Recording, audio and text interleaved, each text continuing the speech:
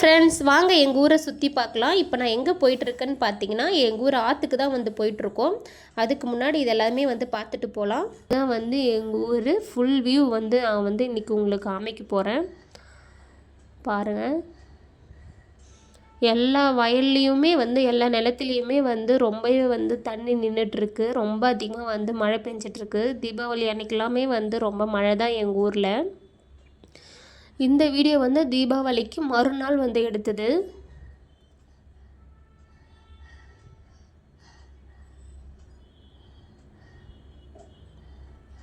இந்த நிலத்தில் எல்லாமே வந்து மழை விட்டுட்டாங்க. இதுக்கப்புறம் வந்து எல்லோரும் வீடு கட்ட ஸ்டார்ட் பண்ணிவிடுவாங்க. இங்கே பாருங்கள், ரோட்லேயே பாருங்களேன் எவ்வளோ தண்ணி. இது இன்னும் வந்து ரோடு போடாமல் வந்து இருக்காங்க. அதனால தான் வந்து இவ்வளோ தண்ணி நிற்குது இந்த இடத்துல. இந்த ரோட்டெல்லாம் வந்து எப்போ தான் சரி பண்ணுவாங்கன்னே தெரியலைங்க. இங்கே பாருங்களேன், இந்த இடம்லாம் வந்து ரோடு போட்டாங்க. அதனால தான் வந்து தண்ணி எல்லாமே வந்து கீழே நிற்கிது.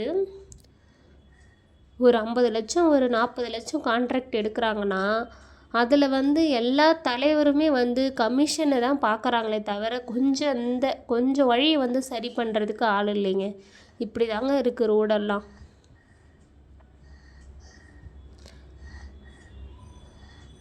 அவங்களுக்கு வந்து ரோடு போடுறதும் வந்து மீட்டர் கணக்கு.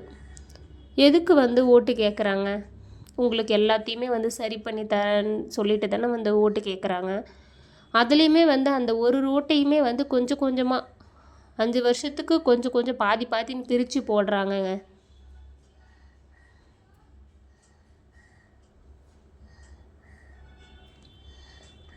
இது பாருங்க எவ்வளோ இந்த ரோடு ஃபுல்லாக வந்து பள்ளமாக இருக்குது. இந்த ஊர் வந்து என்னைக்கு தான் மாறுனே தெரியல.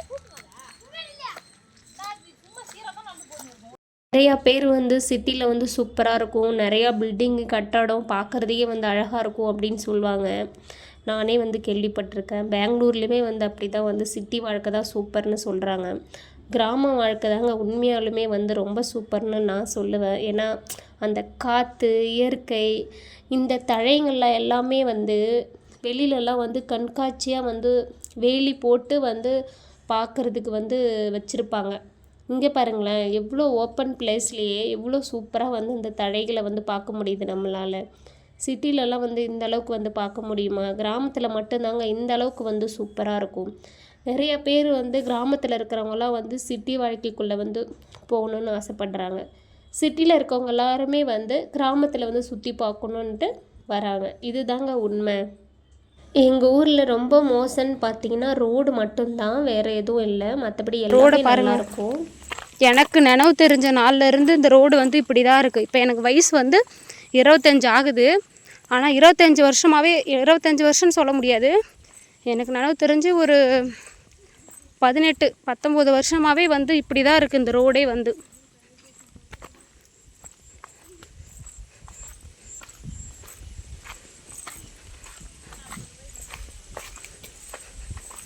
இங்கே பாருங்கள், இதுதான் முனீஸ்வரன் கோவில். நாங்கள் வந்து வெளியில் போனாலும் ஊர் உள்ள வந்தாலும் இவங்கள தான் வந்து கும்பிட்டு போவோம்.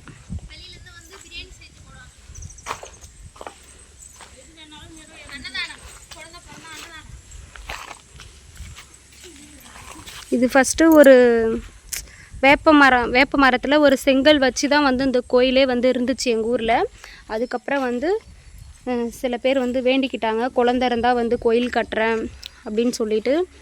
அதுக்கப்புறம் இந்த கோயில் வந்து கட்டிட்டு இருக்கக்குள்ளவே வந்து பாப்பா வந்து, அதான் நான் சொல்லியிருப்பேன், ஆப்ரேஷன் பண்ணுற அளவுக்குலாம் வந்து போயிட்டேன்னு சொல்லிட்டு. அந்த டைமில் வந்து கன்சீவ் ஆகிட்டேன்னா கண்டிப்பாக இந்த கோயிலுக்கு வந்து பெயிண்ட்டு செலவு ஏற்றுக்கிறேன்னு சொல்லியிருந்தேன். இதுக்கெல்லாமே வந்து ஊர் ஜனங்களாம் வந்து சேர்ந்து தான், ஊர் ஜனங்கன்னு சொல்ல முடியாது, சில பேர் வந்து வேண்டுதல் வச்சுருக்காங்க, குழந்தை இல்லாதவங்க. இது வந்து உண்மையாலுமே வந்து அவ்வளோ ஒரு சக்தி வாய்ந்த முனீஸ்வரன். எங்கள் ஊரில் இருக்கிறவங்களுக்கு எல்லாருக்குமே வந்து நல்லது பண்ணியிருக்கு இந்த கடவுள். எனக்கு தெரிஞ்சு, ஆனால் இது வந்து பொது இடம்லாம் இல்லை, எனக்கு தெரிஞ்சு இந்த நெல்லிக்காய் மரம் ரொம்ப வருஷமாகவே இருக்குது. ஆனால் இதில் ஒரு நெல்லிக்காயே நான் கண்ணால் இது வரைக்கும் பார்க்கலைங்க.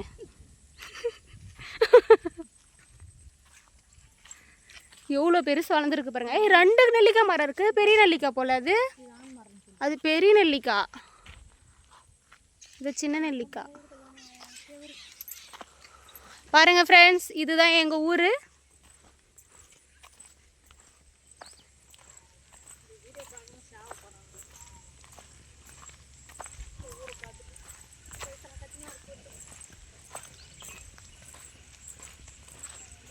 நிறைய பேர் வந்து கிராமத்தை போய் சுற்றி பார்க்கணுன்னு வந்து ஆசைப்பட்டிருப்பீங்க.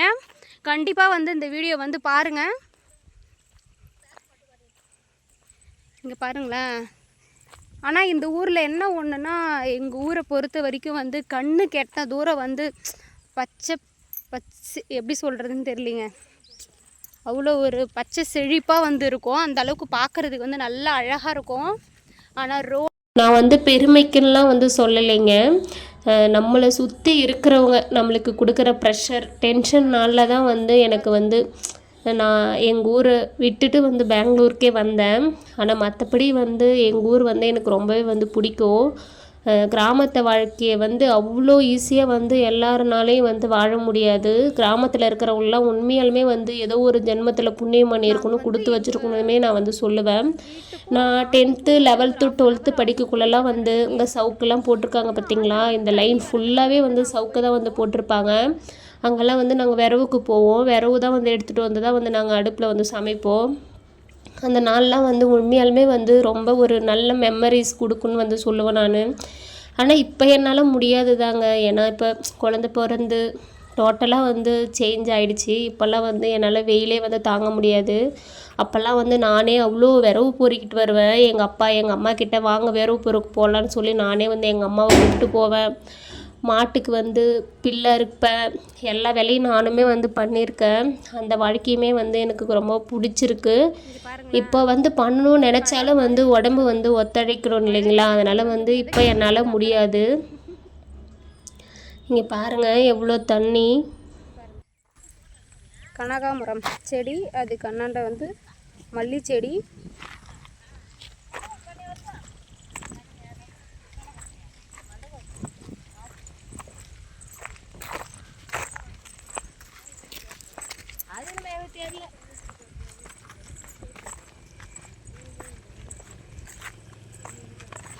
இப்போ எல்லாரும் வந்து ஆற்றுல வர தண்ணியை பார்க்குறதுக்காக வந்து போயிட்டுருக்காங்க.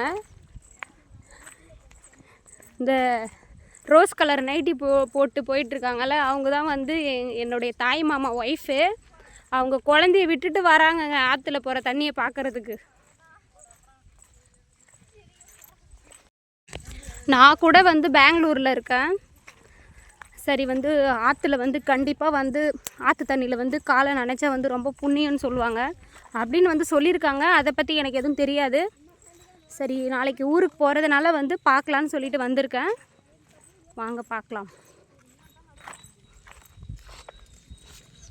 பாருங்கள் வியூ பாருங்கள் எவ்வளோ சூப்பராக இருக்குது எங்கள் ஊர்லாம். பார்க்குறதுக்கு வந்து மரம் செடி இதெல்லாம். கல்யாணத்துக்கு முன்னாடியெல்லாம் ஆற்றுல தண்ணி வருதுனாலே ஒரு நாளைக்கு 5-6 வாட்டி வருவாங்க நாங்கள் இந்த வழி. நாங்கள் வந்து பொங்கல் முடிஞ்சு கருநாள் வந்து போட்டியெல்லாம் வைப்பாங்க இல்லைங்களா, அதுக்கப்புறம் மறுநாள் வந்து ஆத்திருவிழா வைப்பாங்க. அப்போ தான் நாங்கள் வந்து இந்த வழி வருவோம். கிட்டத்தட்ட 1 இயர் ஆகுது இந்த இடத்துக்கு வந்து.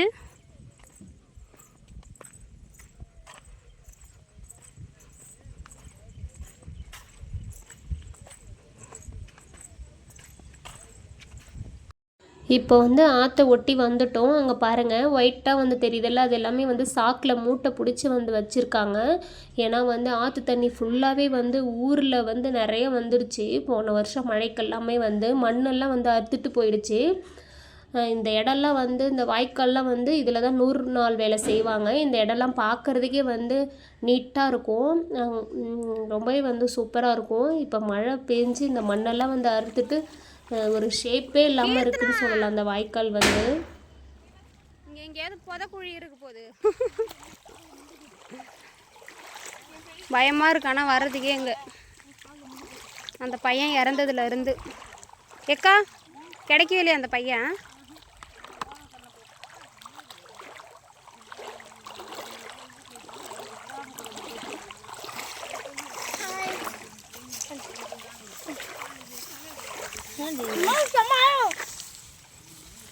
பாருங்க இதுதான் எங்கள் ஊர் ஆறு, அக்கடவள்ளி ஆறு.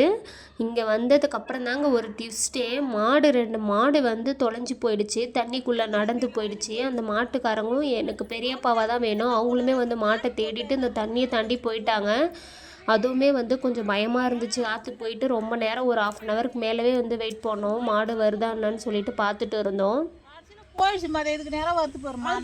அந்த மாடு போயிடுச்சு போல கடன்னு. தண்ணி குடிக்க வரேன் பாதி இந்த வேலை வரும்போது ஓடாது குரல் கொடுத்துக்கினே நிக்கவே இல்லடி. நாங்கள தாண்டி ஏதாவது கோல் எடுத்துட்டு போனாரா கையில ஊனின்னு போறதுக்கு? இல்ல அப்படியே போயிட்டாரு. ஐயோ அவரு அந்த மாடு போத மாடு மறிக்கிற பதத்துட்டுலே வந்தாரு. இதுக்கு நேரம் வந்துச்சு, ஆளை காணாம வந்துச்சு. ஏற்கனவே காது கேட்காது, நீங்க இருக்க தண்ணி சத்தம் கேட்காது. மாட்டு ஒரு 2 மாட்டு மாட்டுலயே காணாது. போயிடுச்சு அண்ணி. அந்த நாகல்கிட்ட போகும்போது முழிடுச்சு மாடு. மாடு அடிச்சுன்னு தான் போத்தாங்க. அவங்க பையன் வரா பாரு, சத்திக்கு அப்பாவுக்கு போன் போட்டு சத்தியை வர சொல்லுப்பா, மாடு அண்ணா போயிடுச்சு, சித்தப்பாவும் போய்க்கிறாருன்னு சொல்லிக்கிறான்.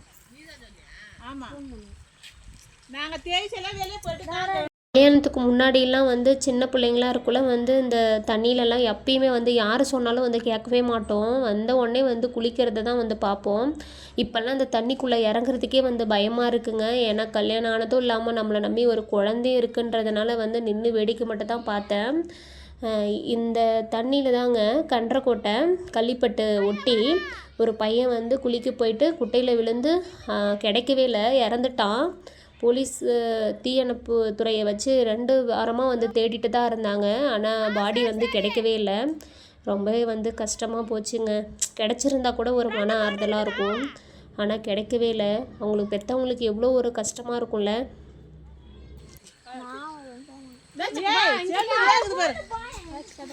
ஒன்றுங்க, இந்த ஆற்றுக்கு எனக்கும் ஒரு சென்டிமெண்ட் இருக்குது.